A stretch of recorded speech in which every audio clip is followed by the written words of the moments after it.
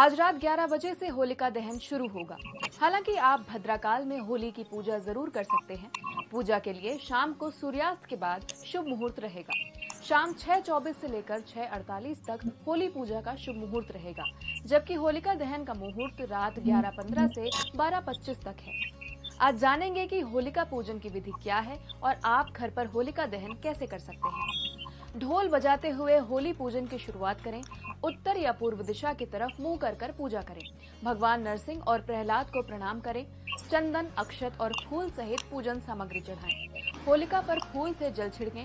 पूजन सामग्री और नारियल चढ़ाकर सूती धागा लपेटें। घर में बने 7 तरह के पकवान चढ़ाएं और अर्घ्य दें। इस बार होलिका दहन पर 9 बड़े शुभ योग बन रहे हैं, जिनमें होली जलाने से परेशानियां और रोग दूर होंगे।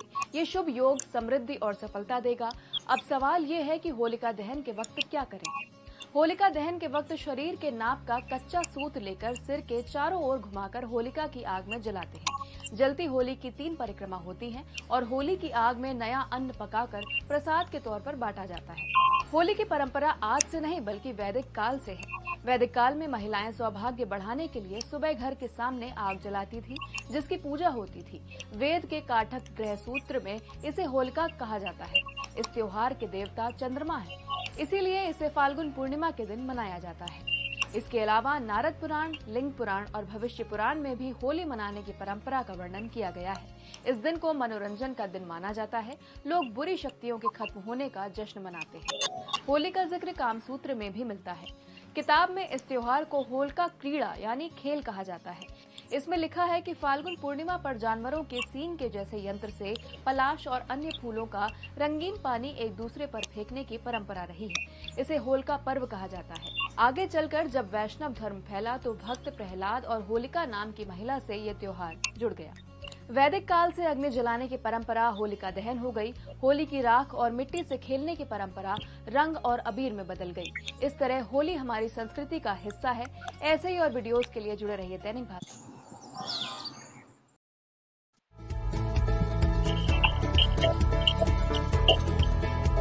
24 मार्च को होलिका दहन है और 25 मार्च को होली खेली जाएगी।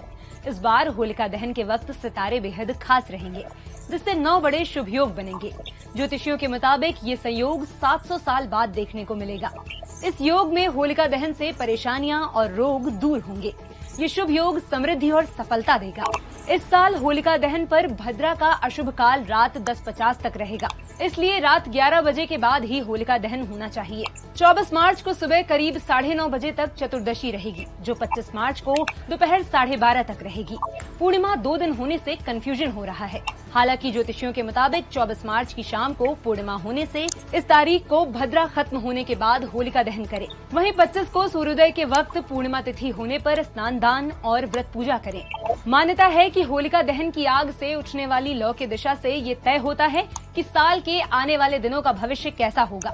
होलिका दहन की लौ सीधी हो तो सुख समृद्धि बढ़ती है। पूर्व दिशा में उठे तो आने वाले साल में धर्म, अध्यात्म, समाज और शिक्षा के क्षेत्र में तरक्की होती है। पश्चिम दिशा की ओर लौ उठती है तो आर्थिक तरक्की होती है। हालांकि ये लौ छोटी मोटी आपदाओं के भी संकेत देती है। हालांकि लौ का दक्षिण दिशा में उठना शुभ नहीं माना जाता। मान्यता है कि दक्षिण की ओर उठती लौ अशांति लेकर आती है। होलिका दहन के सितारों को देखते हुए ज्योतिषियों का कहना है कि ये होली देश के लिए आर्थिक और भौतिक उन्नति लेकर आ रही है। देश में विकास योजनाओं पर तेजी से काम होने की संभावना है। हालांकि धार्मिक मामलों में विवाद और विरोध होने की आशंका है। राजनीति से जुड़े बड़े बदलाव देखने को मिलेंगे। राजनेताओं में विवाद और टकराव बढ़ेंगे।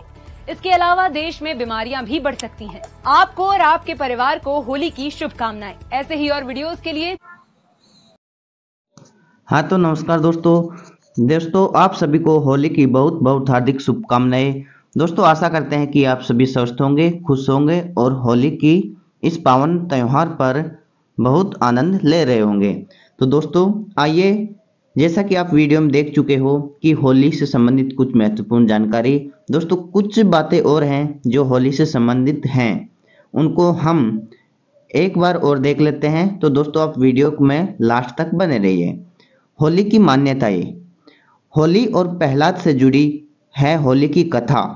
बसंत ऋतु की शुरुआत में रंग उड़ाकर उत्सव मनाने की परंपरा पुराने समय से चली आ रही है।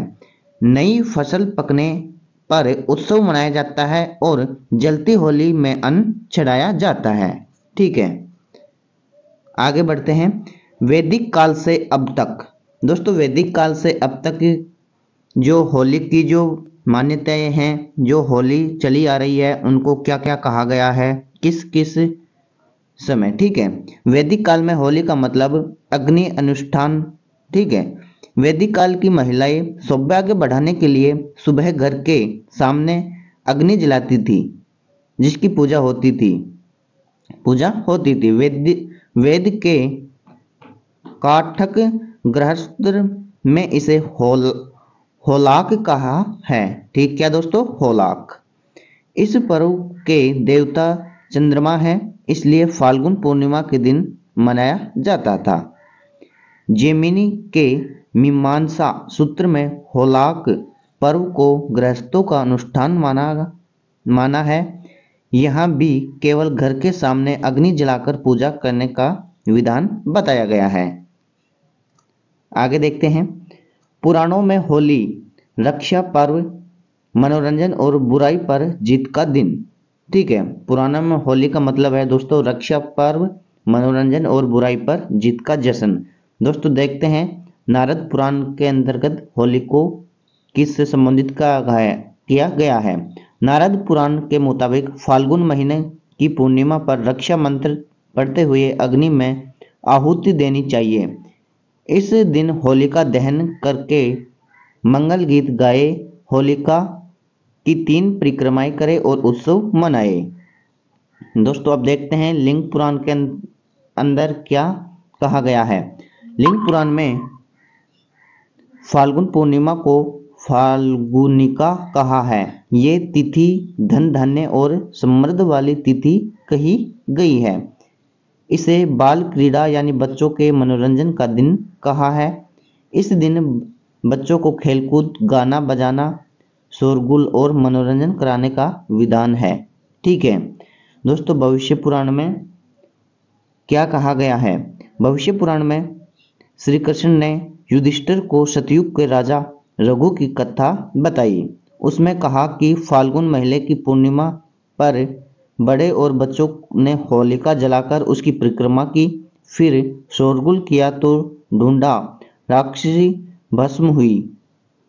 इसलिए बुरी शक्तियों के खत्म होने पर ये उत्सव मनाते हैं। ठीक है, तो दोस्तों जो पुराणों में होली का इस तरह से जिक्र मिलता है, जैसे नारद पुराण हो गया, लिंग पुराण हो गया और भविष्य पुराण। ठीक है, आगे बढ़ते हैं।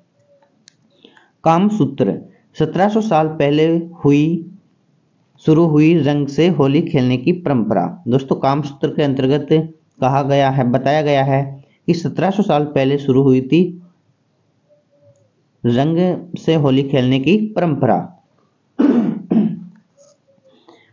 वात्स्यायन के कामसूत्र में इस त्योहार को होलिका क्रीड़ा यानी खेल कहा गया है। ठीक है, यह ग्रंथ 30वीं सदी का माना जाता है।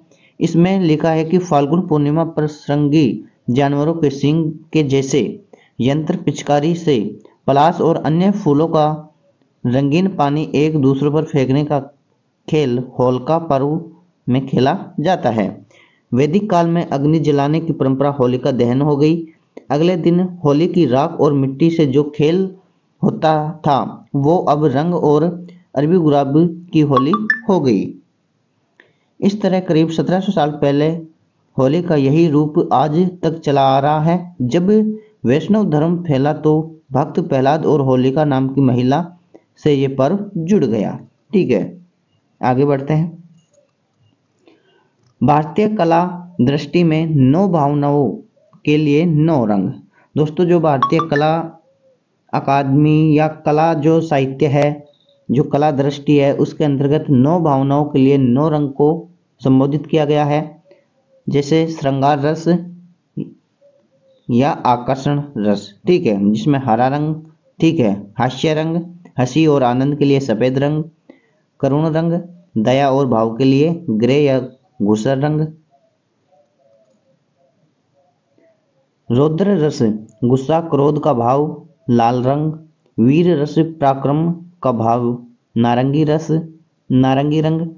भयानक रस, घातक प्राणियों का भाव, काला रंग, विभत्स रंग, विभत्स रस, घृणित चीजों का भाव, नीला रंग, अब उद्भव रस, अनोखा, नायलन, पीला रंग, शांत रस, सौभाग्य का प्रतीक, सफेद रंग।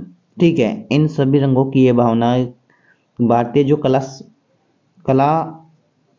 दृष्टि है उनके द्वारा इन रंगों को इस तरह से 9 भावनाओं में जोड़ा गया है। ठीक है, तो दोस्तों आज का सेशन हमारा यहीं समाप्त होता है। दोस्तों बने रहिए आप हमारे यूट्यूब चैनल के साथ। दोस्तों ऐसे ही इंटरेस्टिंग वीडियो देखने के लिए आप जुड़े रहिए हमारे यूट्यूब चैनल के साथ। दोस्तों जल्द ही नए टॉपिक पर नए अंदाज में वीडियो लाएंगे। तब तक जय हिंद, जय भारत।